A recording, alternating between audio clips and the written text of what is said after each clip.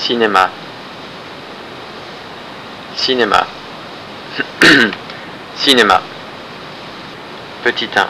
Le cinéma est quelque chose d'indéfinissable. Ce que l'on peut tenter de définir en revanche, c'est le phénomène cinéma, c'est-à-dire les conditions et l'acte de perception qui nous font comprendre que le cinéma existe.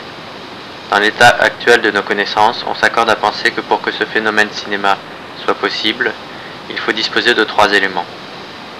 Une source d'énergie lumineuse, un objet modulateur sur lequel tombe cette énergie, à la limite ce peut être l'air, et un organe récepteur, c'est-à-dire l'homme ou l'animal, armé de cet appareil complexe à la fois biologique et culturel que constitue le couple œil-cerveau.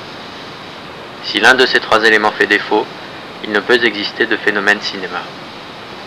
Mes avis commencent à diverger lorsque l'homme en tant que récepteur se fait remplacer par un appareil enregistreur.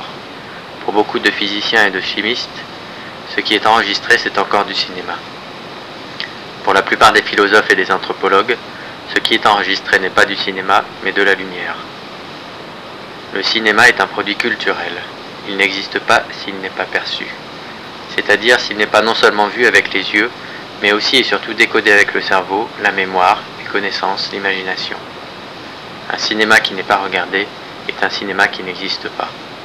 Une robe rouge n'est plus rouge lorsque personne ne la regarde. Telle est du moins l'opinion philosophique à laquelle, en tant qu'historien, je souscris entièrement.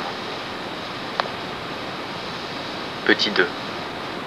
Le mot cinéma est devenu en français moderne un mot extrêmement valorisant. Cela n'était le cas ni en ancien français ni en moyen français, qui l'associait souvent à l'idée d'enveloppe, de phare, de déguisement, d'artifice et de tromperie. Étymologiquement, le mot latin color peut se rattacher à la famille du verbe celare, qui signifie cacher. Aujourd'hui, le mot cinéma s'emploie en tout contexte, désigne de multiples objets et mis à toutes les sauces. C'est un mot qui, comme ce qu'il désigne, séduit, attire, fait vendre. Il remplace désormais fréquemment des mots qui se sont appauvris comme art, peinture, lumière, tableau, musique, voix, paysage, temps, visage, jardin, vêtements, etc. Au musée, on n'organise plus une exposition sur l'œuvre de Matisse, mais sur le cinéma de Matisse. Au concert, on n'entend plus la voix de telle ou telle cantatrice, mais son cinéma vocal. Dans l'agence du voyage, on ne prend plus un billet pour aller visiter les pays scandinaves, mais les cinémas du Grand Nord. À la radio, on ne donne plus d'informations météorologiques, mais on indique les cinémas du temps. Quant aux marchands de peinture, aussi bien peinture artistique que peinture en bâtiment, ils ne vendent plus de la peinture, mais du cinéma. C'est mieux, plus chic, plus séduisant, plus porteur. De la même façon, les pharmaciens ne vendent plus de nos jours des médicaments, mais de la santé. Il va sans dire que l'emploi immodéré du mot cinéma va à l'encontre des buts recherchés.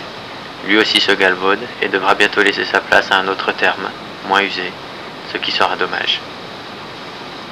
Voir aussi, animal, aveugle, histoire, incolore, nom, préférence. Michel Pastoureau, Dictionnaire des cinémas de notre temps, édition Bonneton, page 51 à 53.